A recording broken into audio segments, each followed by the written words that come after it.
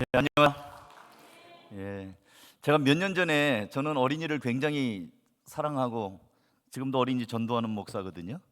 그래서 우리 몇 년 전에 우리 원로 목사님이 우리 교사들 헌신 예배 좀 인도 좀 해서 우리 교사들의 마음에 좀 불 좀 붙였으면 좋겠다 해서 한번 온 적이 있어요.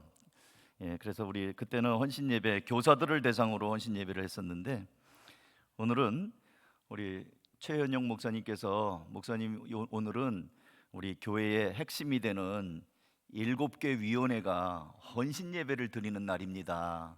알고 오십시오. 그래서 굉장히 제 마음에 기쁨도 있고 또 한편으로는 떨림도 있고 또 한편으로는 야 오늘 설교를 잘해야 되는데 그래야 우리 위원회들이 더 힘을 받을 텐데 하는 마음을 가지고 왔습니다. 너무 감사합니다. 이 오정성화교회의 핵심이 되는 우리 사역위원회 7개가 모여서 헌신 예배를 드린다고 하니까 저 마음도 아주 부풉니다.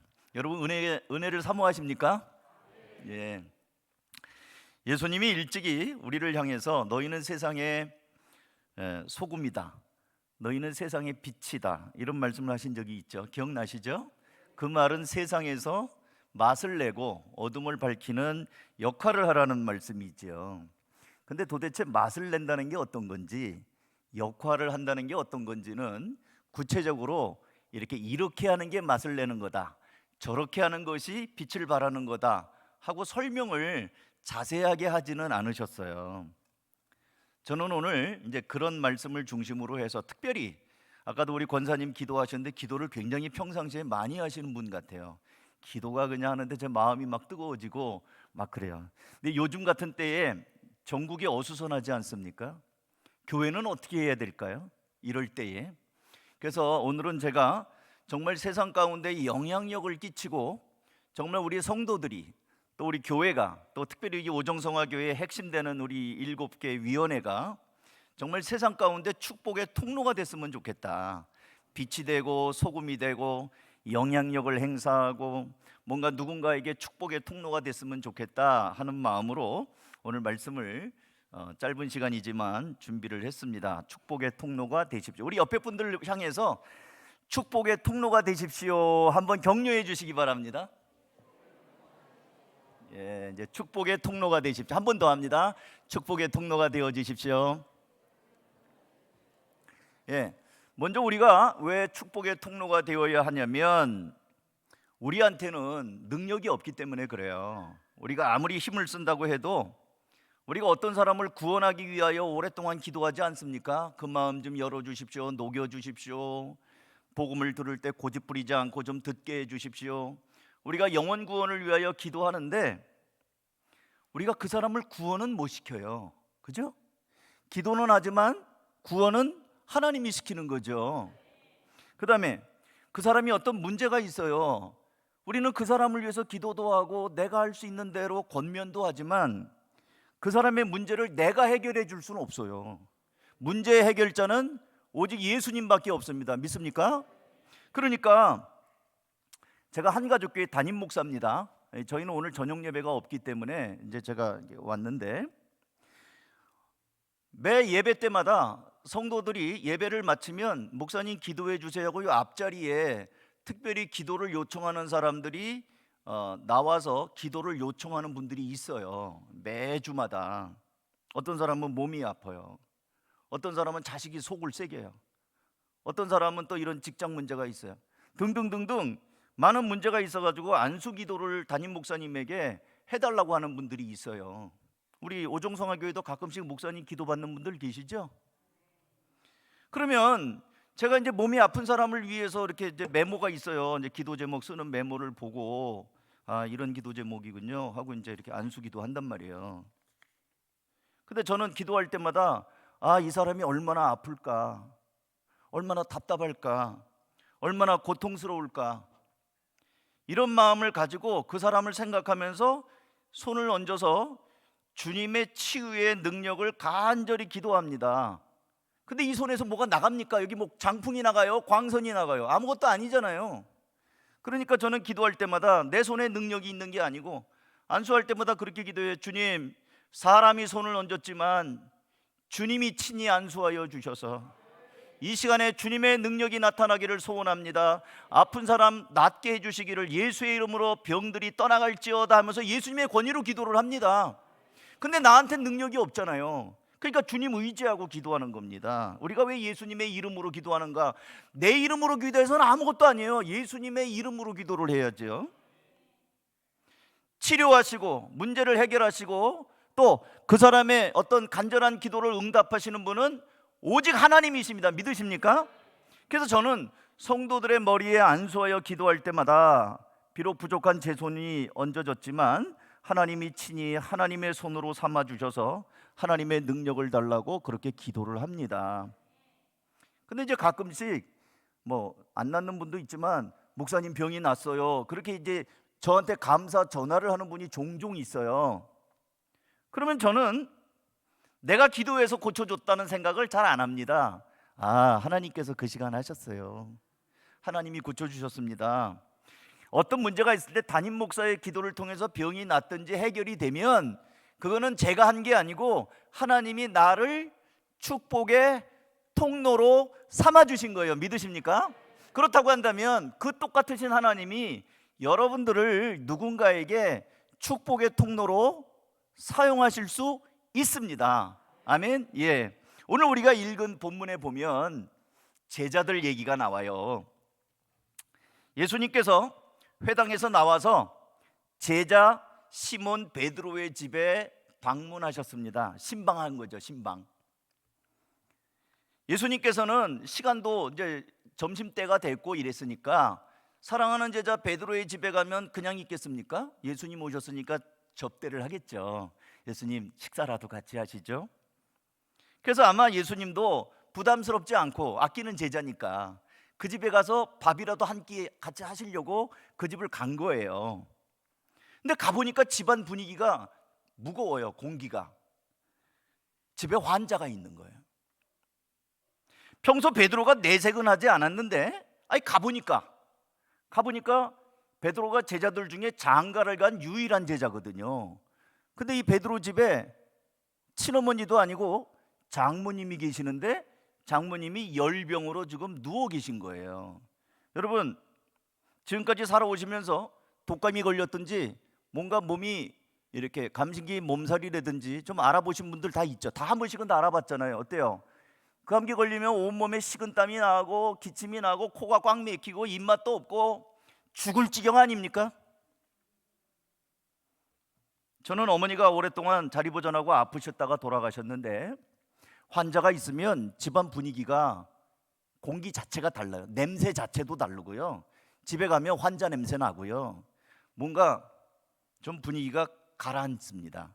저희 아버님은 설날 같은 때 세배도 안 받으셨어요. 야, 너희 엄마 저렇게 아픈데 무슨 세배냐? 치워라.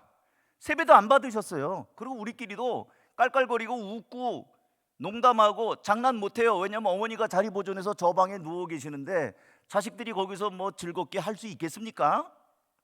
그러니까 예수님이 베드로의 집에 갔는데 환자가 있는 거예요. 그것도 열병. 성경 주석가 바클레이라는 분이 쓴 책에 보니까 이 베드로 장모의 열병은 아마 말라리아일 것 같다. 말라리아는 우리말로는 학질이라고 그래. 학질. 모기가 전염시키는 건데 주로 열대지방에서 모기한테 물려가지고 이제 학질이 걸리는 건데 열이 나고 머리가 아프고 오한에 막 이렇게 하다가 이제 현대의학이 발달한 지금도요, 제가 인터넷 검색해 보니까 1년에 2억 명 이상이 말라리아로 죽어요. 전 세계에서. 우리나라는 별로 없습니다만 저 중동이나 아프리카 이런 데서는요 모기 물려서 죽어요. 그러니까 심한 고열, 두통, 오한, 그리고 심한 경련과 통증으로 고통을 겪다가 마침내 목숨까지 잃어버리는 중병이 이 열병이에요. 그러니까 집안 분위기가 어떻겠어요? 평상시에 베드로가 별 얘기 안 했는데 가보니까 그런 거예요. 예수님의 제자들이 이런 사정을 예수님에게 말씀드립니다. 30절 제가 미리 PPT를 드렸어요. 우리 같이 한번 읽어볼까요? 시작. 시몬의 장모가 열병으로 누워 있는지라 사람들이 곧 그 여자에 대하여 예수께 여짜온대. 됐죠? 그러니까 사람들이 누구예요? 예수님과 같이 온 제자들. 그들이 예수님에게 그 여자에 대하여 여짜온데 말했단 얘기죠. 뭘 얘기할까요? 예수님, 베드로의 장모가 아픕니다. 그 얘기한 거예요. 그랬더니 어떻게 됐습니까? 31절 다 같이 읽습니다. 시작. 나아가사 그 손을 잡아 일으키시니 열병이 떠나고 여자가 그들에게 수종드니라. 열병이, 예수님이 나아가서 여자 손을 잡으니까 어떻게 돼요? 열병이 떠나고 여자가 일어나서 수종 들었어요. 뭐 했던 얘기예요? 밥 차렸던 얘기예요. 예수님 오셨으니까 수종 들으려면 어떻게 밥도 하고. 그러니까 예수님께서 그 여자 베드로의 장모에게 다가가서 손을 잡아 일으키시니까 열병이 떠날 뿐만 아니라 섬기는 일이 회복이 됐어요. 예수님을 섬기는 일이 회복이 됐어요. 다시 말씀을 드리면 섬김과 봉사의 사역도 건강이 회복되니까 할 수 있었던 거예요. 그렇다고 한다면 이 제자들은 뭐 한 겁니까? 여자가 아프고 고통스러운 문제를 예수님에게 아뢰는 거죠. 예수님, 저 여인이 아픕니다. 물론 예수님은 우리가 구하기 전에 있어야 될 거 아십니다. 그렇지만 구하라 주실 것이요 찾으라 찾을 것이요 문을 두드리라 그러면 너에게 열릴 것이라고 얘기하잖아요. 이미 구하기 전에 있어야 될 걸 아시지만 예수님은 우리 보고 구하라고 그래요. 그러니까 이제 이 제자들이 베드로의 장모가 이게 아픈 사정을 아뢰니까 예수님은 다 알고 계셨지만 제자들이 얘기를 하니까 가서 열병을 떠나가게 하고 여자는 회복되고 섬기는 일이 시작이 됐다는 거예요. 그렇다고 한다면 이 제자들은 이 여인에게 축복의 통로가 된 겁니다. 건강을 회복하는 통로, 사역을 할 수 있는 통로, 이런 일을 이 제자들이 해준 거예요. 여러분, 그러려면 관찰해야 됩니다. 사람들이요, 베드로가 평상시 얘기 안 했습니다. 자기 장모 아픈 거 얘기 안 했어요. 집에 가보니까 있는 거예요. 아마 우리 가운데에도 아마 여러분들 이렇게 예배하고 아무 일 없는 듯이 앉아 계시지만 문제가 있는 분들이 있을 거예요. 집안에 환자가 있는 분도 있을 것이고 자녀 때문에 속상한 사람들도 있을 것이고 남편이나 아내 때문에 정말 마음 아픈 분도 있을 것이고 문제가 있는 분들이 있다고요. 세상에 문제 없는 사람 없어요. 죄 없는 사람도 없지만 문제 없는 사람도 없어요. 다 있기 마련이에요. 현대인들은 남에게 관심을 안 갖습니다. 모르겠어요. 여기 오정성화교회 성도들은 어떤지 모르겠지만 지금은 아파트 문화입니다. 그죠? 아파트 그 현관문 철로 된 그 문을 딱 닫으면요 그 속에서 무슨 일이 일어나는지 압니까? 모릅니까? 몰라요. 저는 아파트 2층에서 살거든요. 2층에 사니까 엘리베이터 안 탑니다. 걸어 올라가요. 그러니까 엘리베이터를 타야 뭐 눈인사라도 하고 뭐 이럴 텐데 안 타니까 누가 사는지 몰라요. 한번 제가 제 위층에서 3층에 올라간 적이 있어요. 그 집에서 누수가 돼가지고 우리 집에 물이 질질질 떨어져요. 그래서 올라갔지 평상시에는 만날 시간이 없어요. 여러분 층간소음이나 나야 항의하러 올라가죠. 물이 새야 올라가죠. 평상시에는 만나지도 않습니다. 만날 일이 없어요. 그래서 그런 얘기가 있잖아요. 사람이 죽어서 오래돼가지고 백골 상태가 됐는데 나중에 그런 다음에 발견하는 경우가 있지 않습니까? 남의 일에 관심 안 가져요. 사람은 많죠. 여러분도 아마 지금 휴대폰 다 갖고 계실 텐데 이 스마트폰에 전화번호에 여러분 몇 명 저장돼 있어요? 저는 목사라 그런지 한 1000명 정도 저장돼 있어요. 근데 이 1000명이 사람들 1000명이 아니고 우리 교인들 전부, 그 다음에 우리 노예 식구들 전부, 그리고 나머지는 다 음식점, 딱 봐서 이제 누구 손님 오면 어디 가서 밥 먹을까 하고 이제 음식점들 전화 이런 것들이 다 있어갖고 한 1000개가 저장이 돼 있는데 실제로 내 마음을 나눌 수 있는 사람 5명도 안 돼요. 그러면 저만 그렇겠습니까? 여러분들은 어때요? 여러분의 전화번호에 저장된 사람들이 다 여러분하고 마음 나눌 수 있는 그런 사람들인가요? 안 그럴 경우가 대부분입니다. 지금 제가 무슨 얘기를 하고 싶은 거냐면 사람은 많지만 사람이 없는 시대에 우리가 살고 있어요. 이걸 군중 속의 소외라고 합니다. 베드로가 이 장모가 아파갖고 그렇게 마음고생하는 줄을 누가 알았겠어요? 맨날 나서가지고 주님하고 수제자인 것처럼 막 이랬지. 근데 속에는 자기 장모가 아픈 환자를 모시고 있었잖아요. 그렇다고 한다면 이 시대에 이런 사람들이 있다고요. 그러면 우리 오종성화교회의 위원들이 뭘 해야 되는가? 관찰해야 돼요. 우리 이웃들을 봐야 됩니다. 이 지역의 필요가 뭔지, 우리 이웃들에게 지금 문제가 뭔지. 내가 맨날 만나는 사람이 웃고 떠들고 하지만 저 사람에게는 어떤 아픔이 있는지 관찰해야 예수님에게 말씀드리고 문제를 해결할 수 있는 거예요. 사람에게 관심을 가지시기를 주님의 이름으로 축원합니다. 그래야 우리가 축복의 통로가 될 수 있습니다. 그냥 종교적인 멘트로 축복의 통로가 돼야지, 축복의 통로가 되게 해주십시오, 그래 갖고 되는 게 아니고 가까이 있는 사람들을 관찰하시고 눈여겨보시고, 아, 이 집에 이런 문제가 있구나 하고 예수님에게 여쭐 수 있는 중보 기도자들이 다 되시길 주님의 이름으로 축원합니다. 제가 이제 세 사람을 소개할 건데요, 지금 하나 소개한 거예요, 예수님의 제자들. 두 번째는 구약 성경으로 가볼게요. 열왕기하 5장 1절입니다. 띄워주세요. 다 같이 한번 읽어볼까요? 시작. 아람 왕의 군대 장관 나아만은 그의 주인 앞에서 크고 존귀한 자니 이는 여호와께서 전에 그에게 아람을 구원하게 하셨습니다. 그는 큰 용사이나 뭐예요? 나병 환자다. 오늘 본문에는 나아만 장군이 등장하는데, 아람 나라, 오늘날로 말하면 시리아입니다. 시리아. 아람 나라의 군대 장관이에요. 그러니까 오늘날로 우리가 하면 합참 의장 정도 되는 것 같아요. 군대 장관이고 왕이 아끼는 큰 인물입니다. 게다가 온 나라에서 크고 존귀한 자라고 돼 있어요. 존경받는 사람입니다. 저는 요즘에 군인들 별로 존경받을 만한 사람이 없는 것 같아요. 별 달고 나와서 막 울고 질질 짜고, 아유, 왜 저 사람이 군인인가 하는 생각이 들어요. 정치적인 얘기하는 거 아닙니다. 오해하지 마십시오. 아니, 별을 3개씩이나 달아놓고서 울어. 아유, 군인은 명령에 살고 명령에 죽는 거면 어쨌든 군인다워야 되잖아요. 뭐가 됐든 나와서 질질 짜고.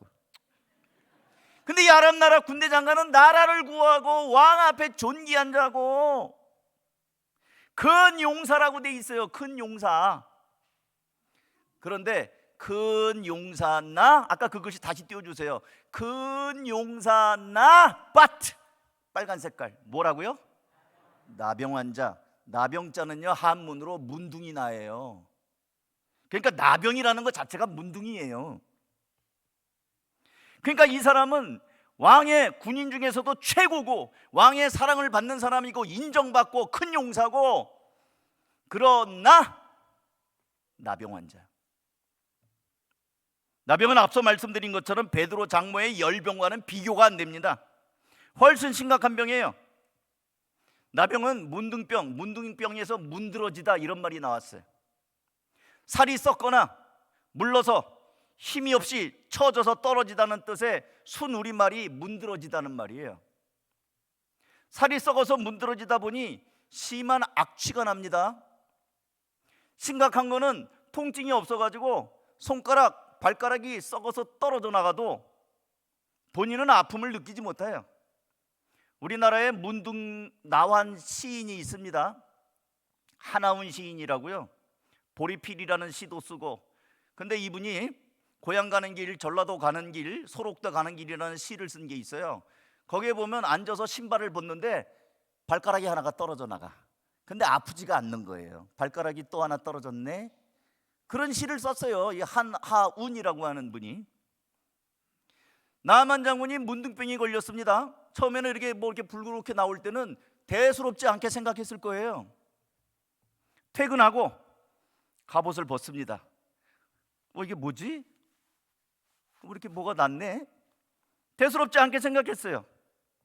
근데 시간이 갈수록 물집이 생기더니 뭔가 질질 흐르더니 냄새가 나더니 뭔가 문제가 생겼습니다. 아프지도 않은 것이 자꾸 번져가는 것이. 세수하는데 눈썹이 수건에 묻어납니다. 문둥병이 그런 거거든요. 누가 제일 먼저 발견했을까요? 나만 본인이 알았겠죠. 그 다음에 한 집에 한 입을 쓰는 부인이 알았겠죠. 아, 여보, 이게 웬일이야? 슥 스칠 때 사람은 체취가 있습니다. 아가씨가 싹 지나가면 그 샴푸 냄새, 비누 냄새 이게 나잖아요. 쓱 지나치는데 좋은 냄새가 아니고 뭔 냄새가 난다? 썩은 냄새가 나요. 그러니까 처음에는 부인이 알았습니다. 여보 이게 웬일이야? 어떻게 된 거야? 근데 또 쓱 지나가니까 집안에 있는 하인들이 알기 시작해요. 근데 이 나아만 장군은 왕의 제일 가는 신하 아닙니까? 날마다 왕을 봐야 돼요. 왕을 아련해야 됩니다. 그러면 왕도 이게 무슨 냄새야? 알겠죠? 아무리 독한 향수를 뿌려도 이 사람의 썩은 냄새라는 거는 숨길 수가 없어요. 나병은 전염병입니다. 전염성이 있어요. 그래서 공동체를 이루며 집단 생활을 하다 보면은 나병 환자는 반드시 격리하게 돼 있습니다. 그래서 소록도가 있는 거예요. 같이 못 사니까 그리 보내는 겁니다. 그러니까 나중에는 하인들도 알았어요. 우리 주인님이, 우리 장군님이 들어올 때마다 썩은 내가 나네. 알았어요. 구약에서는 문둥병이 걸리면 어떻게 했는지 제가 알려드릴게요. 민수기서 5장 1절입니다. 제가 읽어드립니다. 여호와께서 모세에게 말씀하여 이르시되 이스라엘 자손에게 명령하여 모든 나병 환자와 유출증 있는 자의 죽음으로 부정하게 된 자를 다 진영 밖으로 내보내래요. 나병 환자는 남녀를 막론하고 다 진영으로 내보내요. 그들이 진영을 더럽히게 하지 말라. 내가 그 진영 가운데 거하느니라 하시매 이스라엘 자손이 그같이 행하여 그들을 진영 밖으로 내보냈으니 내쫓았다는 얘기예요. 여기 살면 안 돼. 곧 여호와께서 모세에게 이르신 대로 이스라엘 자손이 행하였더라. 문둥병이 걸리면요 천하 없어도 나가야 돼요. 누가 나갔는지 아십니까? 모세의 누나. 모세의 누나는 모세가 태어났을 때 이 깐난쟁이를 기르다 숨기질 못해가지고 갈대상자에다가 이렇게 물 안 새게 이렇게 바른 다음에 아기를 넣어가지고 나일강에다 띄우지 않습니까? 근데 바로의 딸이 목욕하러 나왔다가 그 바구니 발견하고 아 이거 이 히브리 아이구나 이럴 때 쪼로로 달려와가지고 제가 유모 구해드릴까요? 이렇게 얘기한 게 누구예요? 모세의 누나. 그럼 모세의 누나는 모세보다 제가 볼 때 한 10살 정도는 많은 것 같아요. 10살이 좀 덜 먹었을 수도 있긴 한데 하여튼 그 정도. 그러니까 누나는 누나인데 엄마 같은 누나예요. 이 누나가 모세가 하는 게 늘 맞득지 않으니까 한번 태클을 걸었어요. 야 뭐 어쩌고 막 이렇게 걸은 거예요. 그랬더니 하나님이 주의 종을 건드렸다고 해가지고 모세의 누나 미리암에게 진노하십니다. 민수기 12장 9절입니다. 여호와께서 그들을 향하여 진노하시고 떠나시매 구름이 장막 위에서 떠나갔고 미리암은 나병에 걸려 눈과 같더라. 아론이 미리암을 본즉 나병에 걸렸는지라. 하나님이 진노하시니까 나병이 와버렸어요. 여기서 잠깐, 이 병이요 여러 가지 종류가 있습니다. 무조건 병 걸린 사람 너 귀신 나가라, 뭐 예수의 이름으로 나가라고 막 때려 죽이는 경우가 있어요. 가끔씩. 너무 무식한 거예요. 그거는 모든 병이 귀신의 농간이 아닙니다. 어떤 병은 특히 술병 걸린 거 있어요. 물란하게 술 먹고 맨퍼 먹고 이래가지고 술병 걸린 사람들은 술 끊어야 됩니다. 그건 자기 잘못이에요. 죄 때문에 오는 병이에요. 물란하게 먹었고 성병 같은 거는 죄 때문에 오는 거예요. 회개해야 돼요. 근데 또 어떤 병은 하나님이 진짜 책망하시고 진노하셔서 주는 병이 있어요.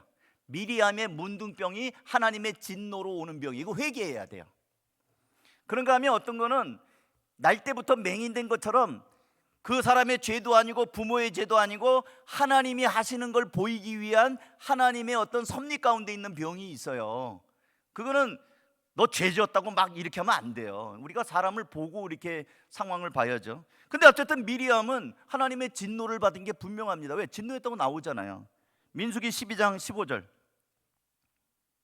이에 미리암이 진영 밖에 이래 동안 갇혀 있었고 백성은 그를 다시 들어오게 하기까지 행진하지 아니하다가 그 후에 백성이 하세로를 떠나 바란 광야에 진을 치자. 미리암을요 진 밖으로 내쫓았어요. 일주일 동안. 그럼 나아만 장군도 마찬가지입니다. 천하 없는 모세의 누나도 내쫓았는데 아무리 왕의 총애를 받는 나아만 장군이라고 해도 문둥병이잖아요. 왕한테 옮기면 어때요? 어떻게 해요? 더 이상 왕 앞에 설 수가 없습니다. 나아만 장군의 심정이 어떻겠습니까? 여러분, 제가 성경을 재밌게 보시려면요 당사자가 돼보라. 자, 이 시간 이제 잠깐 상상합니다. 여러분이 나아만 장군이에요. 내 위에는 왕 하나밖에 없어요. 이 세상에서 내가 제일 높아. 그리고 나는 그동안에 지위도 있고 존경도 받고 모든 군인들이 나를 바라보고 있어요. 대단한 사람입니다. 이 사람은 공신이에요. 공신. 근데 문둥병이 걸려서 이제 쫓겨나기 직전입니다. 이게 시간 문제예요.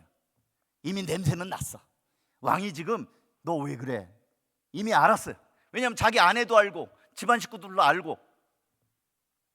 사랑하는 성도 여러분, 우리가 사람 볼 때 아유 저 사람 얼마나 행복할까, 돈이 저렇게 많은데, 어유 저 돈 저거, 어유 저렇게 돈이 많으니까 저 사람은 세상 부러울 것이 없겠다. 아유 저 사람 저렇게 고급 공무원이야. 이야 요번에 또 진급했대네. 얼마나 좋을까. 아유 자식이 서울대학 갔대. 얼마나 좋을까. 좋을까요? 겉만 보고 판단하지 마세요. 겉으로 웃지만 그 사람이 무조건 행복하지 않아요. 아까 제가 말했잖아요. 이 세상에 죄 없는 사람이 없듯이 문제 없는 사람이 없다니까요. 사람마다 죄성을 가지고 있기 때문에 저마다 문제가 있고 웃음 끝에도 고통이 있습니다. 나만 장군이 겉으로 볼 때는 아무 문제가 없는 것 같았죠. 근데 갑옷을 보니까 자기 혼자 알잖아요. 썩어 문드러지는 게 있다는 거.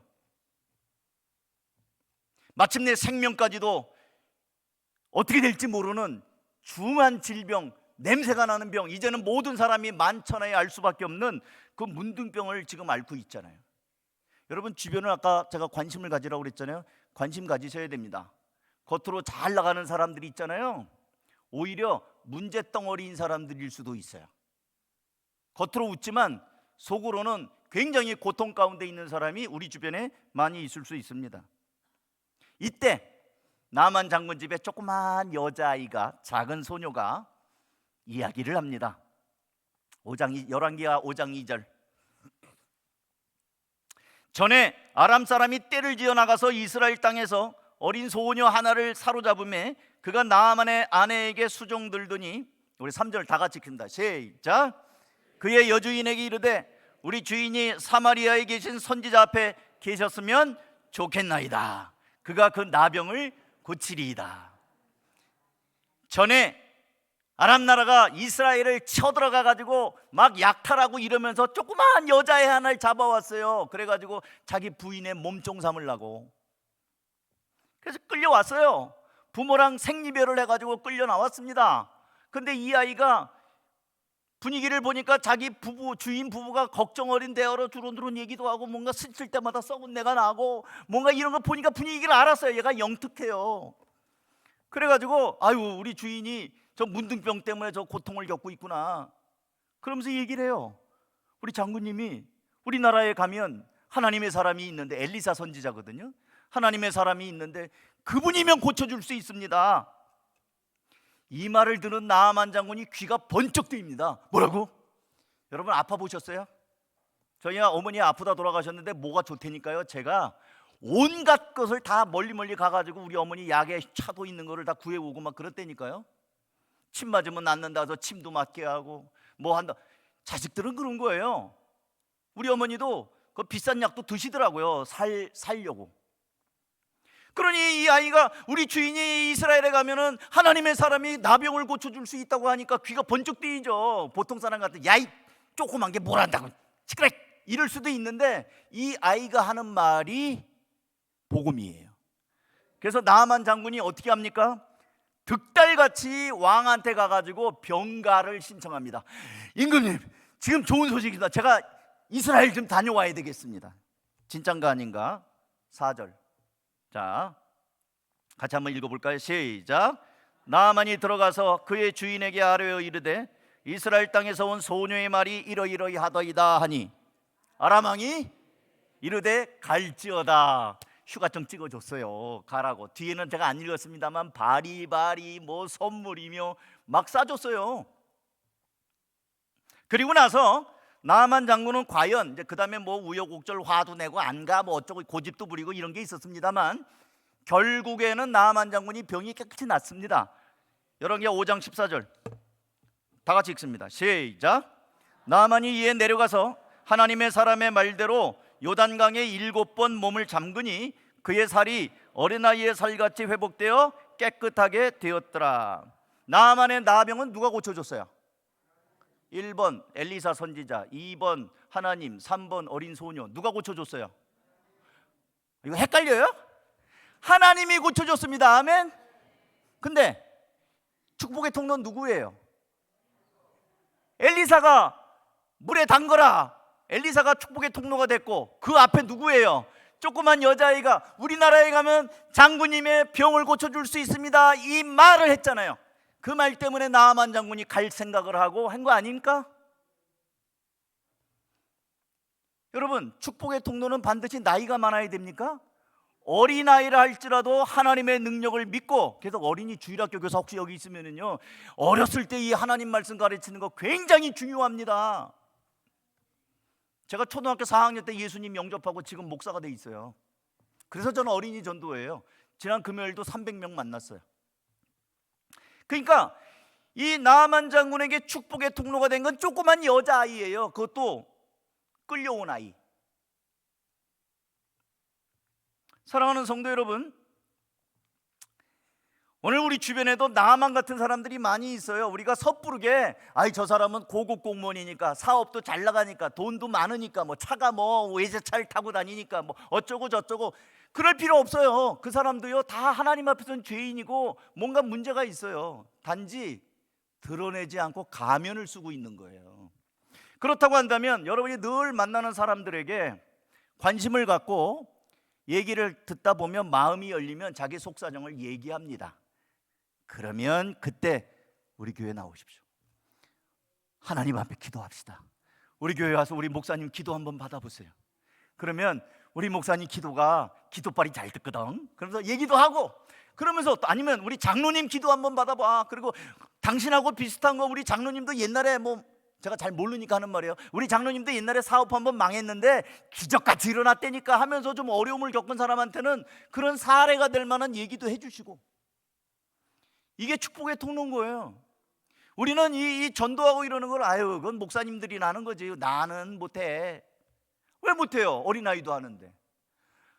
하나님은 살아계시고 하나님께만 나아가서 기도하면 된다고 말 왜 못합니까? 우리 할 수 있잖아요. 할 수 있습니까? 아멘. 그러니까 헌신 예배를 우리가 드리는데요, 헌신 예배를 드린다는 거는 우리가 몸을 드린다는 거잖아요. 헌금, 돈 드리는 거고, 헌물, 이런 거 물건 드리는 거고, 헌신 내 몸 드리는 거 아니에요. 하나님께 드리면 하나님 앞에 마음에 주시는 결단을 할 수 있는 거 아닙니까? 그러면 여러분의 주변에서 만나는 사람들을 예사로 보지 말고, 저 사람에게 내가 필요하니까 하나님이 보내주셨다, 그 생각을 하고 만나는 거예요. 그러면 하나님이 그 순간에 말과 환경을 열어서 여러분의 말을 한마디 할 때 그게 이 사람한테는 복음이 된단 말이에요. 아멘. 예. 마지막으로 하나만 더 얘기할게요. 아까 이제 그 베드로 장모의 열병을 말한 그 방문객들, 나아만 장군의 문둥병에 대해서 얘기한 조그만 소녀, 이제 하나 더 소개합니다. 여러분, 오병이어의 기적 얘기 다 아시죠? 보리떡 5개와 물고기 2마리, 조그만 아이가 바친 보리떡 5개와 물고기 2마리로 남자만 5,000명을 먹이고, 버리는 것이 없게 하라 다 이렇게 모아놓으니까 12광주리가 찬 베세다 들녘의 기적이 오병이어의 기적 아닙니까? 근데 예수님께서 그 오병이어의 기적을 베푸는 장면을 잘 보시면 먼저 이렇게 말씀합니다. 요한복음 6장 5절 같이 한번 읽어볼까요? 시작. 예수께서 눈을 들어 큰 무리가 자기에게로 오는 것을 보시고 빌립에게 이르시되 우리가 어디서 떡을 사서 이 사람들을 먹이겠느냐 하시니. 예수님은 계획이 있으셔요. 여러분 제발 주님 앞에서 안 돼요, 아유 안 되는데요, 이런 말 좀 하지 마세요. 안 된다고 입에다 달고 다니는 사람이 있어요. 그 사람들은 될 일도 안 돼. 빌립이 예수님 물어봐요. 어디서 이렇게 먹을 걸 먹이냐. 예수님은 그 말씀 뒤에 보면 계획이 다 있다고 그랬어요. 빌립이 대답합니다. 똑똑해요. 빌립이 똑똑한 사람은 이렇게 대답해요. 6장 7절 시작. 빌립이 대답하되 각 사람으로 조금씩 받게 할지라도 200데나리온의 떡이 부족하리이다. 안 됩니다. 가로 열고 가로 닫고. 1데나리온은 당시 장정의 하루 일당입니다. 요즘에 얼마입니까? 아니, 잘 모르겠어요. 그냥 그냥 쉽게 10만 원이라고 합시다. 계산하기 좋게. 남자 일당 10만 원 더 돼요. 목수들은 뭐 30만 원, 40만 원 막 이러는데, 어쨌든 일당을 10만 원씩 계산하면 200데나리온이면 2천만 원이에요.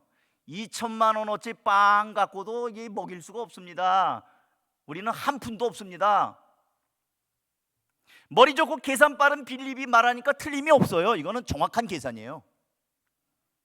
근데 또 한 사람의 제자 안드레는 이렇게 이야기를 합니다. 요한복음 6장 8절, 제자 중에 하나 곧 시몬 베드로의 형제 안드레가 예수께 여짜오되, 같이 읽습니다. 시작. 여기 한 아이가 있어 보리떡 5개와 물고기 2마리를 가지고 있나이다. 그러나 그것이 이 많은 사람에게 얼마나 되겠사옵나이까. 아니, 안드레가, 한 아이가 보리떡 5개와 물고기 2마리 가지고 있는 걸 어떻게 알았을까요? 자, 물고기 가진 사람 손, 빵 가진 사람 손, 이랬을까요? 안드레는요 돌아다녔어요. 사람들 틈에 뭐 없냐? 뭐 가진 거 없냐? 빌립은 그 자리에서 아이고 예수님 200데나리온 갖고도 안 됩니다. 머리가 돌아갔어요. 안드레는 발이 움직였어요. 여기 한 아이가 있습니다. 너무 적지만 얼마 안 될 것 같은데 여기 있습니다. 예수님께서는 빵을 구해온 안드레, 그 아이와 함께 온 안드레, 이 아이의 헌신을 축복하셔가지고 남자만 5,000명이 되는 사람을 먹이시고 12광주리가 남는 기적을 베푸셨어요. 질문합니다. 오병이의 기적은 누구의 능력입니까? 1번 예수님, 2번 안드레, 3번 어린 소년. 예수님의 능력이에요. 그러면 누가 축복의 통로가 된 거예요?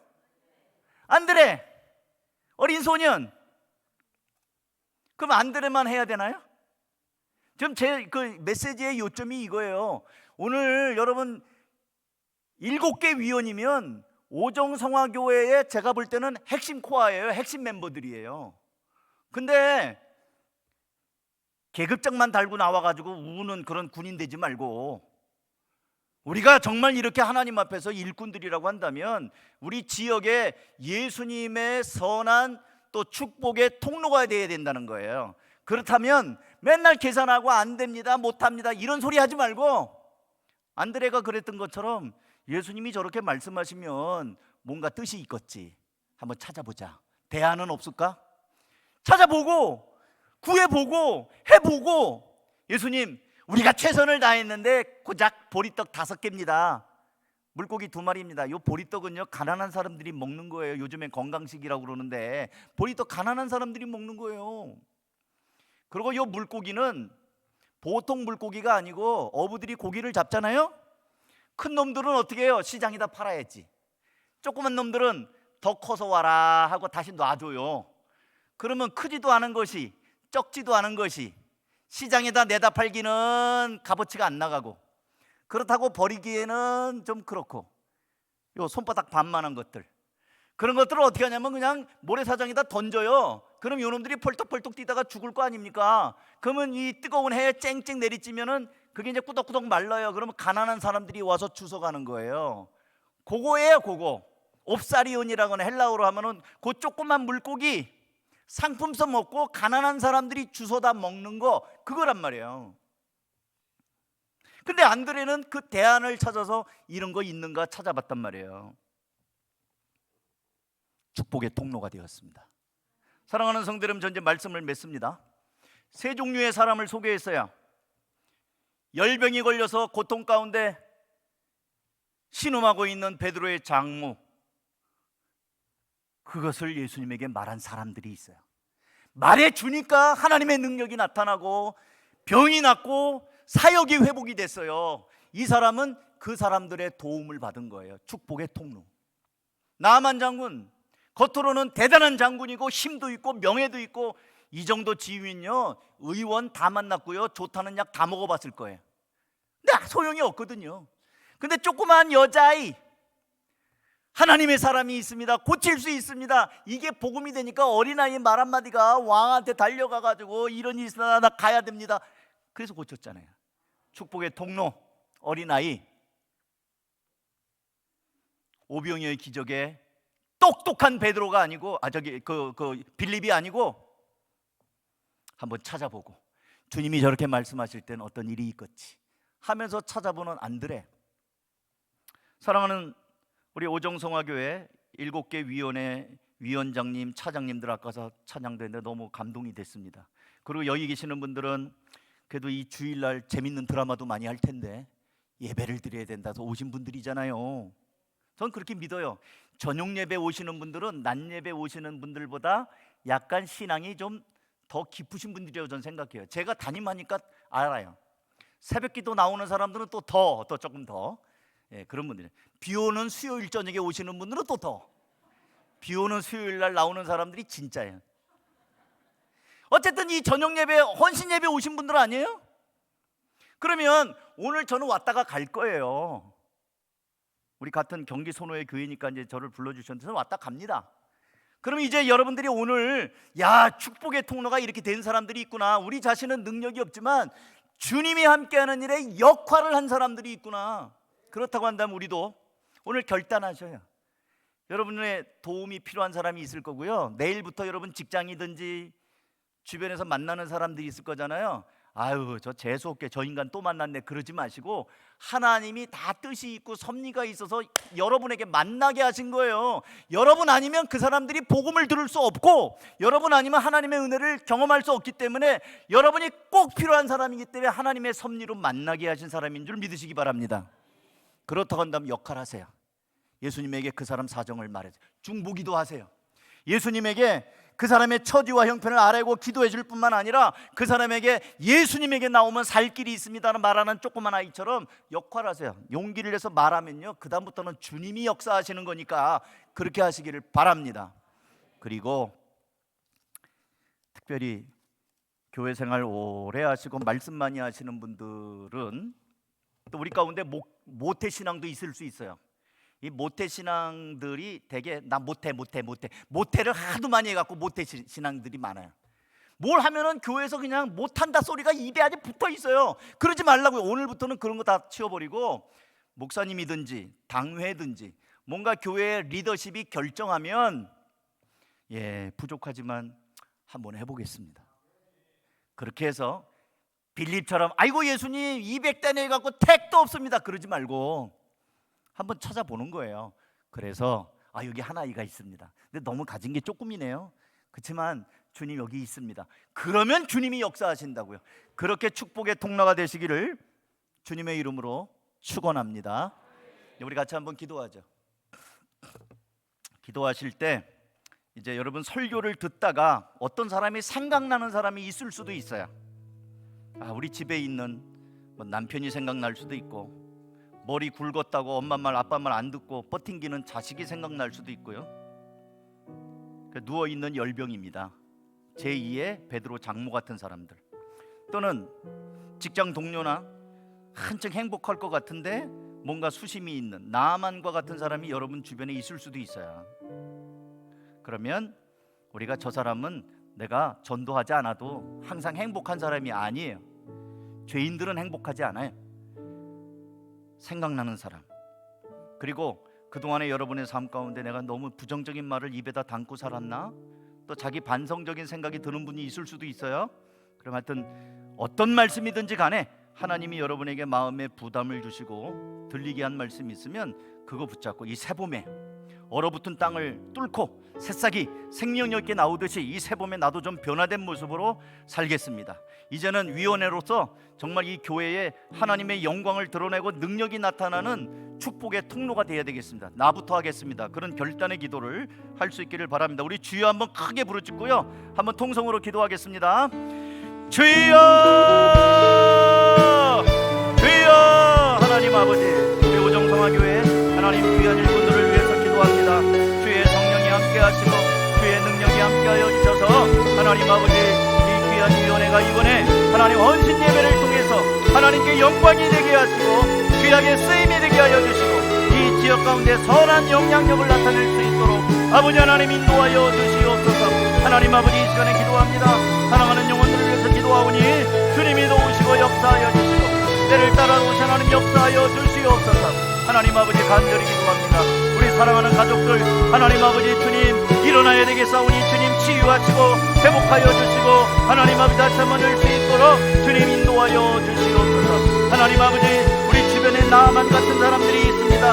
하나님의 은혜를 베풀어 주시옵소서. 주의 능력으로 함께하여 주시옵소서. 하나님 아버지 우리 마음 가운데 믿음을 가지고 나아갈 수 있도록 하나님 역사하여 주시옵소서. 하나님 아버지 이 시대에 우리 오정상원 예의가 오정상원 성도들이 그렇게 축복의 통로로 쓰임받는 성도를 낼 수 있도록 하나님의 은혜를 인도하여 주시고 역사하여 주옵소서. 주여 역사하여 주옵소서. 예수님의 이름으로 능력이 나타나게 하시고 변화의 기적이 일어나게 하시고 하나님 강력한 마음들이 열리게 하여 주시옵소서. 인도하여 하나님 아버지 우리는 예수님의 제자라고 하지만 예수님의 제자 베드로의 가정에 베드로의 장모가 열병으로 얼마나 누워 있었는지는 알지 못하지만 병자가 있었습니다. 우리가 예수님을 믿는다고 하지만 우리 집안에 제2, 제3의 베드로의 장모 같은 사람들이 있습니다. 하나님 불쌍히 여겨 주시옵소서. 우리가 그들의 이름을 부르며 중보기도할 때 그 영혼들이 하나님 마음이 열리게 하시고 회복의 은혜가 있게 하여 주시옵소서. 하나님 우리 성도들 가정에 환자들이 있습니까? 하나님 이 시간에 주님의 치유의 능력을 베푸시고 친히 안수하여 주셔서 모든 병들이 떠나가고 회복의 은혜가 일어나게 하여 주시옵소서.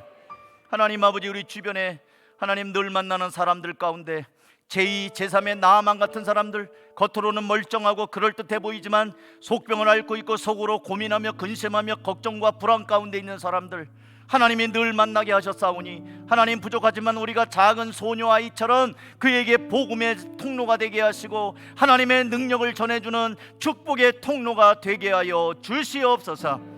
사랑하는 우리 성도들 그동안 나도 모르는 사이에 이 부정적인 세계에 살다 보니 의심 많은 세상에 살다 보니 실패가 많은 세상에 살다 보니 나도 모르게 부정적인 생각에 절어 있고 하나님 앞에 내 말이 부정적인 말이 습관이 되었습니까?